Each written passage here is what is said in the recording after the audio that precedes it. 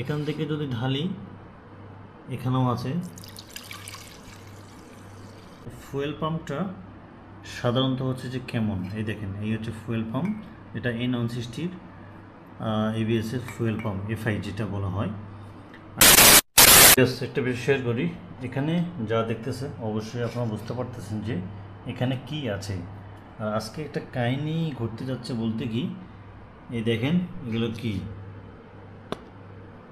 কি এখন ঘটনা হচ্ছে যে আমার ফুয়েল ট্যাঙ্কটা দেখেন, এই হচ্ছে ফুয়েল ট্যাঙ্কের অবস্থা, এবং ভিতরে খুলছি এবং ক্লিন করতেছি ফুয়েল ট্যাঙ্ক নিজেই। যাই হোক, এখন আসি যে এই হচ্ছে ফুয়েল ট্যাঙ্কের ভেতরে যেটা হচ্ছে আপনার ফুয়েল পাম্প। ওকে, এখন আসি যে ফুয়েল পাম্পটা সাধারণত হচ্ছে যে কেমন, এই দেখেন এই হচ্ছে ফুয়েল পাম্প, এটা N160 ABS এর ফুয়েল পাম্প FI যেটা বলা হয়। আচ্ছা, এখন আসি এই ফুয়েল পাম্পে মানে কি বাইর হচ্ছে। এই দেখতেছেন যে তেলগুলো, এগুলো কিন্তু সব ভেতরে ময়লা। হ্যাঁ, এখন যদি আপনাদেরকে একটু দেখাই ক্লিয়ার করে, এত পরিমাণ ময়লা দেখেন, আমি কিন্তু ঢালতেছি, দেখেন এগুলো কিন্তু ফুয়েল পাম্পের ময়লা সবগুলাই। এবং এখান থেকে যদি ঢালি এখানেও আছে, দেখেন ফুয়েল পাম্পের এত ময়লা যা বলার বাহিরে। বাট দুঃখের বিষয় যে N160 এই বিষয়গুলো মানে কমন হচ্ছে।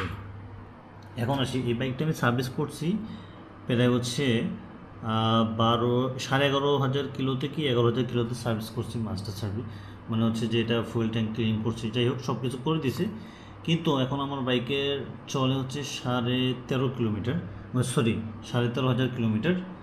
এর মধ্যে হচ্ছে ফুয়েল ট্যাঙ্কের এই অবস্থা।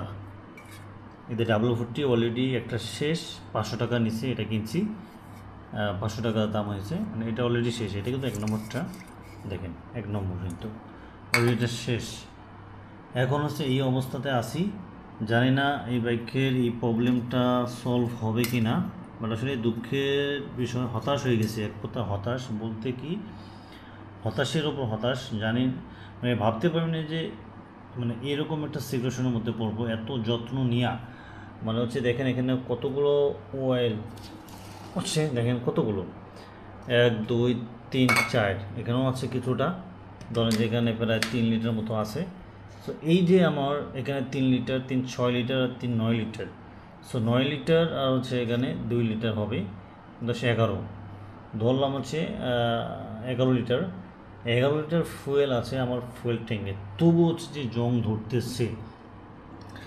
আর এই হচ্ছে অবস্থা। আর এখানে দেখেন পানি, দেখেন ভেতরে পানি, ফুয়েল ট্যাঙ্কের ভেতরে, এই দেখেন ফুয়েল ট্যাঙ্কের ভেতর হচ্ছে, এই দেখেন পানি দেখা যায়, যত সম্ভব আমি দেখাতে পারি। এই হচ্ছে পানি ফুয়েল ট্যাঙ্কের ভিতরে।